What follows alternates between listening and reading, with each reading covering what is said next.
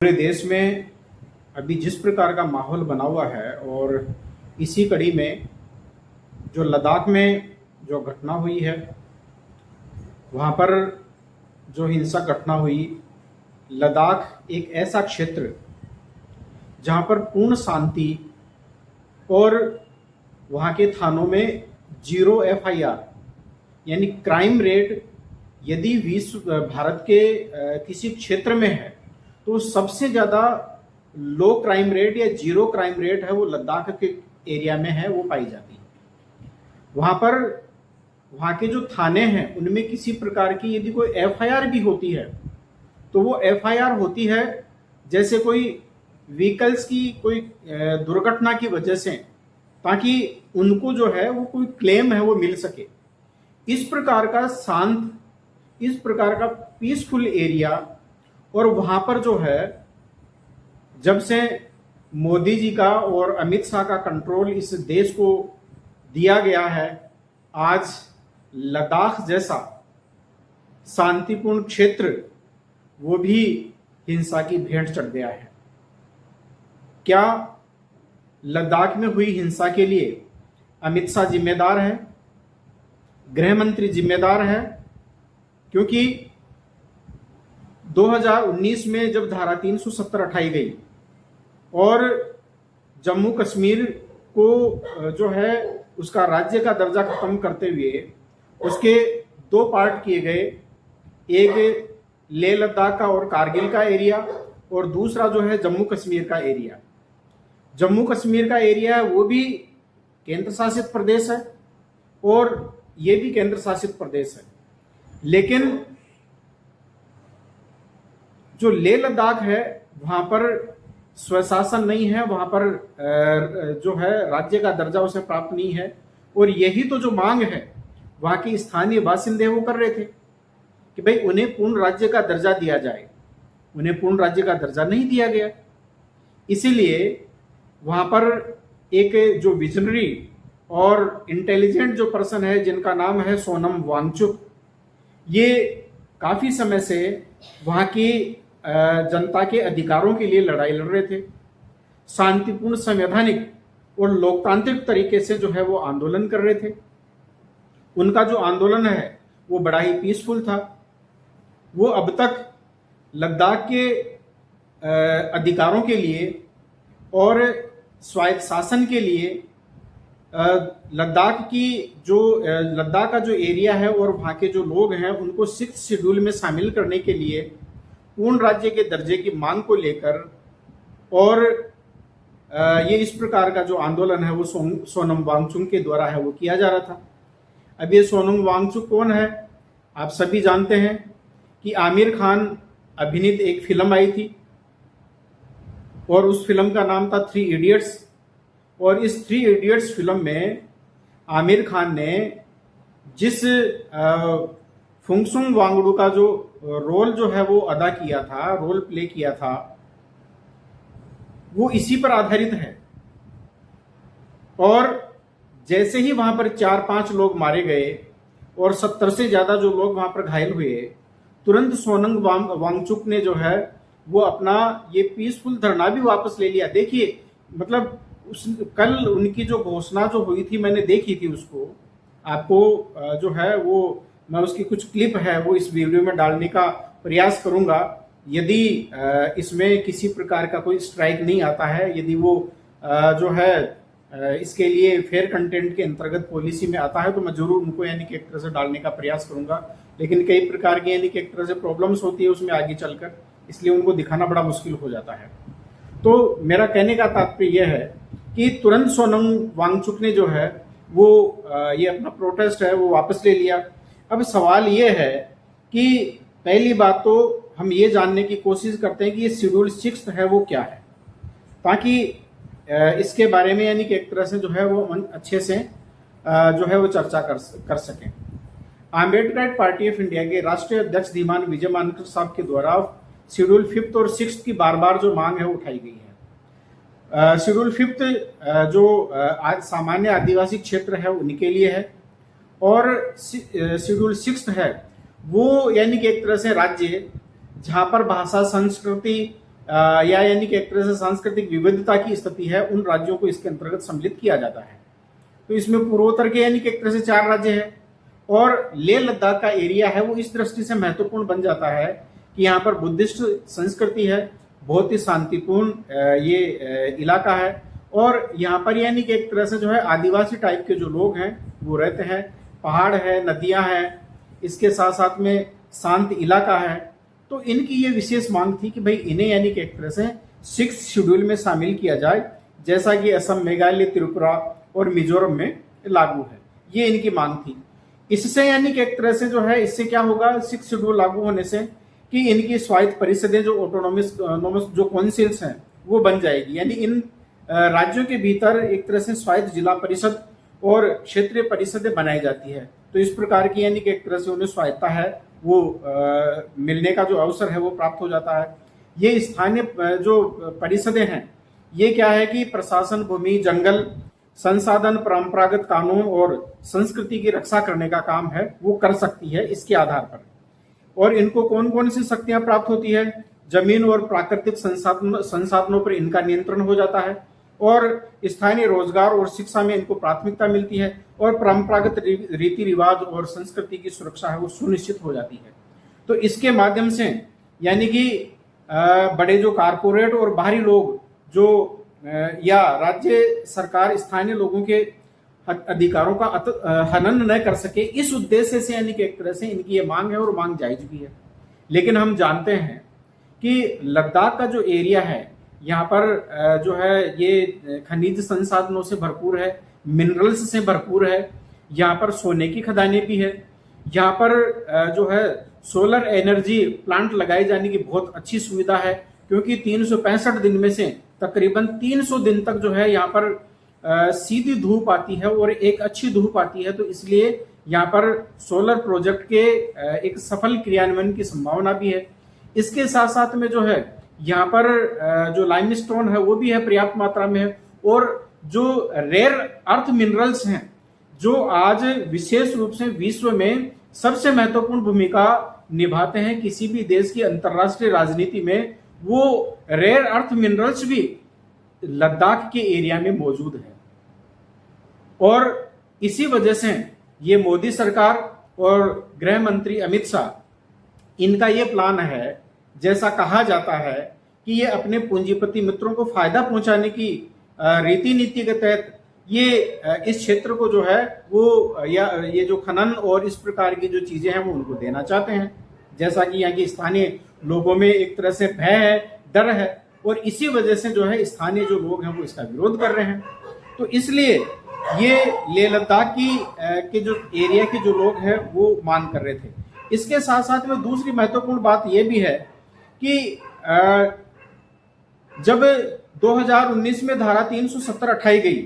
तो धारा 370 उठाने के बाद में इन्हें पूर्ण राज्य का दर्जा दिए जाने का आश्वासन दिया था, और साथ ही साथ इन्हें स्वायत्तता देने की जो बात है वो सरकार के द्वारा की गई थी, लेकिन अब तक ऐसा नहीं किया गया। और अब स्थानीय लोगों को डर लगने लगा कि जमीन और रोजगार पर कहीं बाहरी लोगों को बसाकर, और एक तरह से ये जो जब बाहरी लोग इस प्रकार से जमीन और ये कंपनियां जो यहाँ पर खरीद फरोख्त शुरू कर देगी, तो यहाँ की जो नौकरी और रोजगार के जो अवसर है वो छीन लेगी। इसके साथ साथ में लद्दाख की एक विशिष्ट बौद्ध संस्कृति है। यहाँ पर मुस्लिम और आदिवासी संस्कृति और हिमालय पारिस्थितिकी अर्थात जो ग्लेशियर और जल स्रोत पर कारपोरेट परियोजनाओं का जो खतरा है वो भी मंडराने लगा है। और इसके साथ साथ में यहाँ पर जो केंद्र है वो सीधे फैसले करता है, स्थानीय जनता की आवाज कमजोर हो गई है। इसलिए यहाँ पर जो है ये जो ले एपेक्स बॉडी और कारगिल डेमोक्रेटिक अलायंस ये समेत तमाम ऐसे जो संगठन है जो लद्दाख को जो है 6th शेड्यूल में शामिल करने की मांग कर रहे हैं, ताकि जमीन और संसाधन सुरक्षित रह सके, नौकरियों में स्थानीय युवाओं को जो है प्राथमिकता मिल सके, और स्थानीय परंपरा, भाषा और संस्कृति की रक्षा हो सके। इस दृष्टि से यानी कि एक तरह से ये जो आंदोलन है वो इसने गति है वो पकड़ी है। अब ऐसी स्थिति में जो लद्दाख के जो जैनजी है जिनकी उम्र दो 1997 से 2012 के बीच में जो पैदा हुए हैं 28-29 साल तक के जो युवा हैं, विशेष रूप से वो इस पीढ़ी के अंतर्गत आते हैं और वो रोजगार की गारंटी चाहते हैं और वो और साथ ही साथ वो डिजिटली रूप से सोशल मीडिया के माध्यम से या इंटरनेट के माध्यम से या एआई के माध्यम से वो अपने हक और अधिकारों के प्रति जागरूक भी है। तो इसलिए ये जो कारपोरेट नीतियां हैं वो इनके भविष्य को जो है वो प्रभावित न कर सके, इसलिए यानी कि एक तरह से ये इस प्रकार की जो मांग है वो कर रहे हैं। अब बात ये आती है कि इस आंदोलन का नेतृत्व कौन कर रहा है। तो इस नेतृत्व का आंदोलन सोनम वांगचुक है वो कर रहे हैं, जिसके बारे में अभी थोड़ी देर पहले मैंने आपसे चर्चा की थी। और यही यानी कि एक तरह से इनकी मांग है कि लद्दाख को जो है स्टेटहुड का दर्जा दिया जाए, 6th शेड्यूल में इसको शामिल किया जाए। इसलिए वो भूख हड़ताल पर बैठे हुए हैं और 2023 में और 2025 में उन्होंने यानी कि एक तरह से काफी लंबी भूख हड़ताल की है, लेकिन सरकार है वो शांतिपूर्ण और संवैधानिक और लोकतांत्रिक मांग को सुनने के लिए तैयार नहीं है। और सोनम वांगचुक ने जो है वो अपनी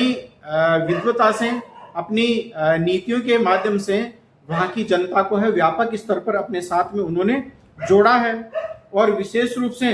जो यानी कि एक तरह से जो है उनका आंदोलन है वो भी पूरी तरह से यानी कि एक तरह से शांतिपूर्ण है। तो सोनम वांगचुक ने यानी कि एक तरह से पर्यावरण और विकास का जो मुद्दा है वो प्रमुख रूप से यानी कि एक तरह से उठाया है और इसमें उसने रेखांकित किया है कि लद्दाख का सिर्फ राजनीतिक सवाल ही नहीं बल्कि पर्यावरणीय सवाल भी है। और उन्होंने चेतावनी दी कि बड़े कारपोरेट प्रोजेक्ट जो खनन या पावर प्लांट, होटल इंडस्ट्री आदि से संबंधित है, तो इससे ग्लेशियर और पारिस्थितिक तंत्र है वो इसको नष्ट कर सकता है और ये इनका यानी कि एक तरह से जो डर है वो स्वाभाविक भी लगता है। ऐसी स्थिति में राष्ट्रीय और वैश्विक मंच पर अपनी आवाज को पहुंचाने में जो है वो सोनम वांगचुक है वो सफल हुए हैं और अंतर्राष्ट्रीय मीडिया ने भी यानी कि एक तरह से जो है इस आवाज को जो है वो समझा है। तो इससे यह स्थानीय जो विरोध यानी कि एक तरह से ये जो विरोध है वो स्थानीय न रहकर और एक तरह से राष्ट्रीय और वैश्विक चर्चा का विषय है वो बन गया है। अब सवाल यह है कि इस लद्दाख की हिंसा की जिम्मेदारी क्या अमित शाह साहब की नहीं है, जो कि सीधे गृह मंत्री होने के नाते लद्दाख का जो एरिया है वो सीधे उनके अधीन आता है। क्योंकि जिस प्रकार से आज लद्दाख में सीधा यानी कि एक तरह से प्रभाव है वो केंद्रीय शासन का है, केंद्र सरकार का है। तो जैसे ही वहां पर इस प्रकार की जब घटना घटती है कि कुछ लोग जो है वो 35 दिन से जो है वो अनशन के ऊपर बैठे हुए थे। सोनम वांगचुक है वो 15 दिन से ज्यादा उसको हो चुके थे और जब कुछ लोगों की जो तबीयत बिगड़ने लगी और जब उनको हॉस्पिटल में ले जाया गया तो स्थानीय लोगों में ये असंतोष पनपा कि शांतिपूर्ण तरीके से इतना आंदोलन करने के बावजूद सरकार वो ध्यान नहीं दे रही है, तो इसके लिए अब क्या किया जाए। तो वो अपना एक तरह से रोष प्रकट जो है वो कर रहे थे। लेकिन जब ये बात इस और रोष जब ये बढ़ने लगा, विरोध प्रदर्शन जब बढ़ने लगे, तो केंद्र ने हस्तक्षेप करते हुए इन आंदोलनों के ऊपर रोक लगाने का प्रयास किया, वहां पर कर्फ्यू लगाने का प्रयास किया, आंदोलन को जो है वो एक तरह से दमन और दबाव के आधार पर जो है उसको दबाने का प्रयास किया। तो ऐसी स्थिति में ये जो आंदोलन है वो उग्र होता चला गया और इसी की परिणति के रूप में फिर आग में घी डालने का काम है वो गृह मंत्री साहब के आदेशों ने कर दिया। क्योंकि उन्होंने इस आंदोलन को कुचलने के लिए जब गोली चलाने और जो है रबर बुलेट प्रूफ है वो रबर बुलेट है वो चलाने के जब आदेश दिए, लाठी चार्ज करने का जब आदेश दिया, तो आंदोलन है वो हिंसक हो गया और इसी की परिणति के रूप में 4-5 लोग हैं वहां पर मारे गए और तकरीबन 70 के लगभग जो लोग हैं वो घायल हुए। और आज स्थिति है वो बड़ी यानी कि एक तरह से जो है वो दयनीय है वो बनी हुई है। जिस प्रकार से नेपाल में जेनजी आंदोलन हुआ और इसी प्रकार से यानी कि एक तरह से वहां पर भी युवाओं की प्रमुख रूप से भूमिका रही, इसलिए इसको जेएनजी आंदोलन वो कहा जाने लगा है। और इस के संदर्भ में यदि सरकार ध्यान देती और संवाद करती और इसका यानी कि कोई राजनीतिक समाधान निकालती तो इस प्रकार की घटना वहां पर नहीं घटती। साथ ही साथ दमन के ऊपर जोर देना और वादा खिलाफी जो करना, यह भी कहीं ना कहीं पर गलत है। जब 2019 में उन्होंने वायदा किया था कि उनको अलग राज्य का दर्जा दिया जाएगा और 6 शेड्यूल में भी उनको शामिल किया जाएगा, जब इस प्रकार का वायदा करने के बाद में अभी अपने वायदे से जो है वो मुकर रहे हैं, तो इस वजह से गृह मंत्री अमित शाह को इसके लिए जिम्मेदार ठहराया जा सकता है। तो साथियों, ये यानी कि एक तरह से मेरा विश्लेषण है कि अगर गृह मंत्री और केंद्र सरकार इसमें सही समय पर सही प्रकार से हस्तक्षेप करती, संवाद करती, स्थानीय लोगों की समस्याओं को सुनकर और उनका समाधान निकालती लोकतांत्रिक तरीके से, शांतिपूर्ण तरीके से, तो लद्दाख में स्थिति नहीं बिगड़ती। लेकिन केंद्र सरकार की एक तरह से जो है वो नाकामी ने और केंद्र सरकार की उदासीनता ने जो है इस प्रकार की परिस्थितियों को जन्म दिया है। तो बहुत बहुत धन्यवाद आज की इस परिचर्चा के लिए। और साथ ही साथ मैं फिर से पुनः अपील करना चाहूँगा, यदि आपको हमारा कंटेंट पसंद आता है और साथ ही साथ यदि आप संविधान, सत्य, विज्ञान, मानवता, मानवाधिकार और अंतर्राष्ट्रीय कानून, पोस्ट ह्यूमनिज्म और अम्बेडकरिज्म, और साथ ही साथ आप ज्ञान, विज्ञान, मानवता, इक्वेलिटी, लिबर्टी, फ्रेटर्निटी और जस्टिस में विश्वास करते हैं, तो आप हमारे साथ में जुड़ें, हमारी पार्टी के साथ में जुड़ें। और जिस रूप में भी आप हमें मदद कर सकते हैं तन मन धन से, वो हमें देने का प्रयास करें। हमारे जो डिस्क्रिप्शन है उसमें अकाउंट की डिटेल है, आप उसमें हमें आर्थिक मदद भी दे सकते हैं। साथ ही साथ इस चैनल को ज़्यादा से ज़्यादा सब्सक्राइब करें और इसे ज़्यादा से ज़्यादा शेयर करें। बहुत बहुत धन्यवाद साथियों।